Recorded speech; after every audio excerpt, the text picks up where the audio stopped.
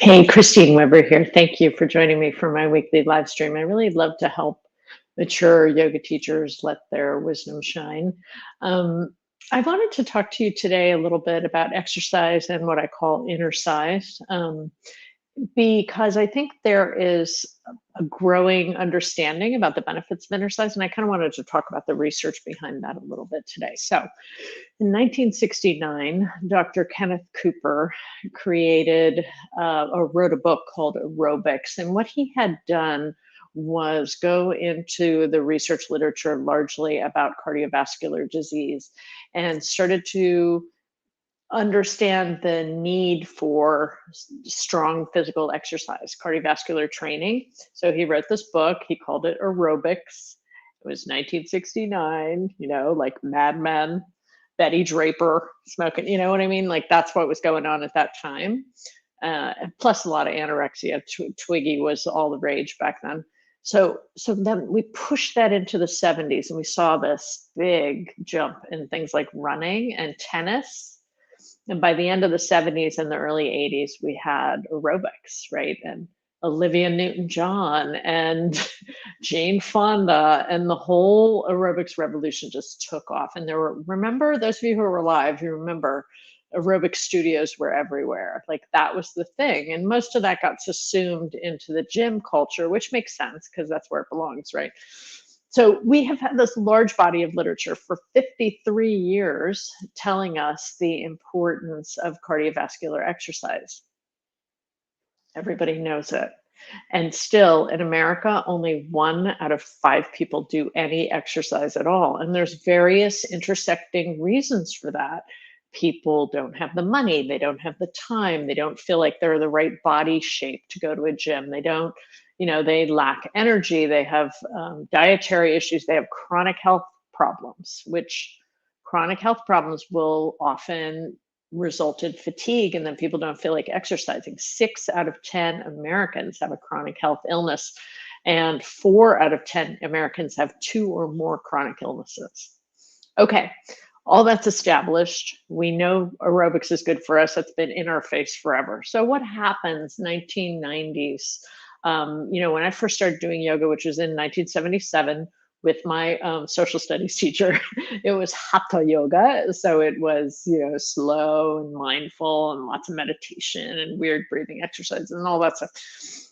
But yoga starts to come on. And so yoga was like there, by the way, 1967, 68. I can't remember when Woodstock was. I think it was 68. Anyway, Swami Satchidananda was there oming at Woodstock. So like yoga was there in the culture, but it was counterculture. It was like the Beatles and Maharishi and weird stuff. And it was not considered, anything to do with exercise, really. It was, kind of people like trying to expand their mind, man, psychedelics, all that stuff. That was part of it. But what happens is you get this aerobics revolution, and then yoga starts to change. And that was largely because Patabi Joyce came to Hawaii and California in the 70s and 80s. And so the Californians were like, yeah, we do this kind of stuff that Patabi Joyce taught us, but we want to kind of tweak it and make it more interesting, make it a little dancey, put some music to it. And there you have it, the birth of Vinyasa Flow, which is what really put yoga into the consciousness of Americans, is Vinyasa Flow. So what happens with Vinyasa Flow? Well, when people start adding heat, well, of course, that was Bikram too, so it's a little different, but heat and sweat and exercise, and okay, it makes sense now to us because we've been so acculturated and so used to listening to this importance of strong physical exercise, right? Makes perfect sense that that's what happened to yoga. Now, the issue, of course, is that more is not necessarily better, right? No pain, no gain may work for some people some of the time. When you get to perimenopausal, menopausal, postmenopausal women, what happens, and this information has just been around for a couple of years, the cortisol levels are too high. And we have a dysregulation of the diurnal cortisol. You're supposed to have a spike in your cortisol in the morning and then it goes down to the afternoon so you can sleep.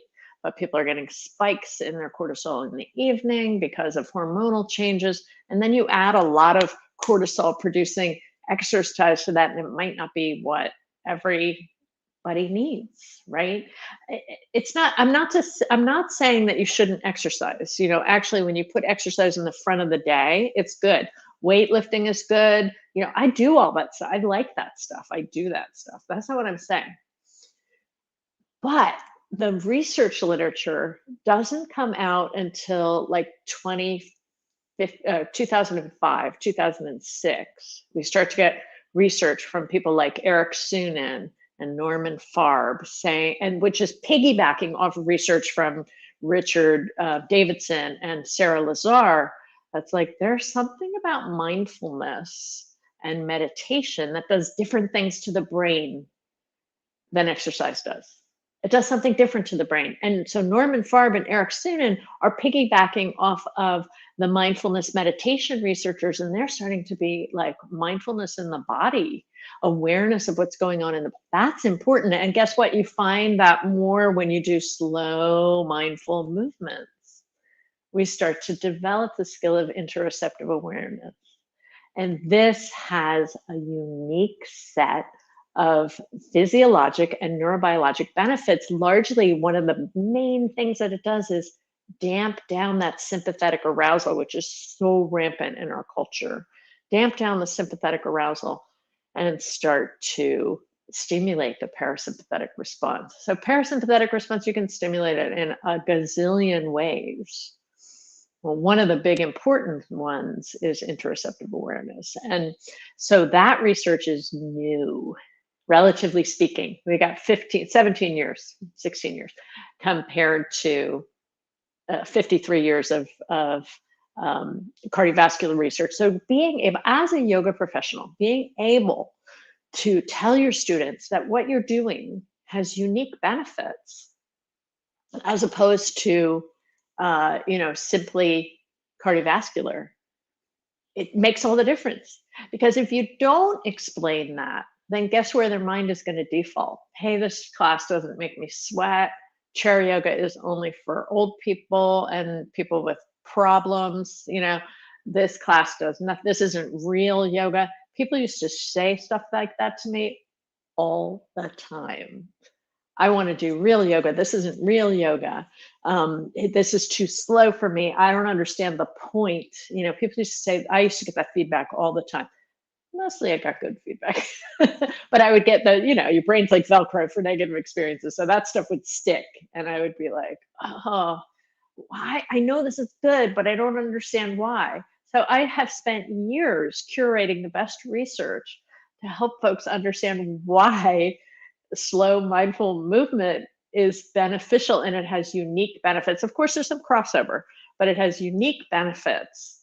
That are quite different than cardiovascular benefits. I'm going to be talking a lot more about this in my upcoming course, September 10th, September 24th, October 8th. I would love you to join us for it.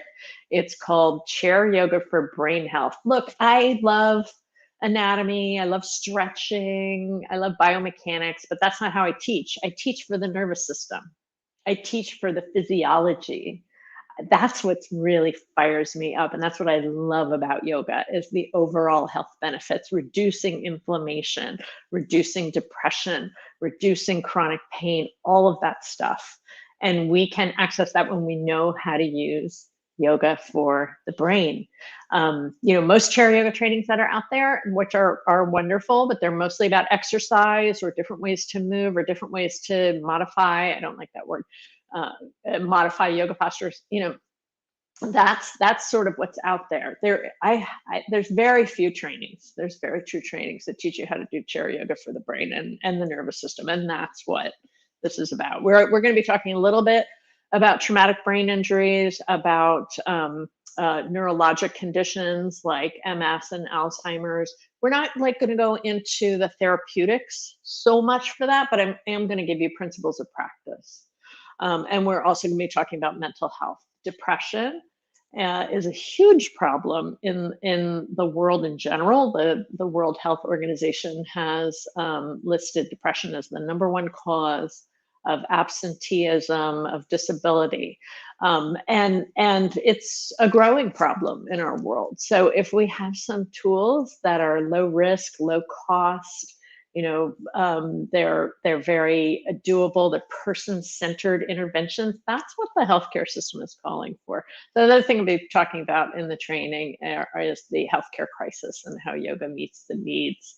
So I think there's a tremendous opportunity here for getting yoga to more people who really need it, for yoga professionals to be teaching more chair yoga because it's great for your business.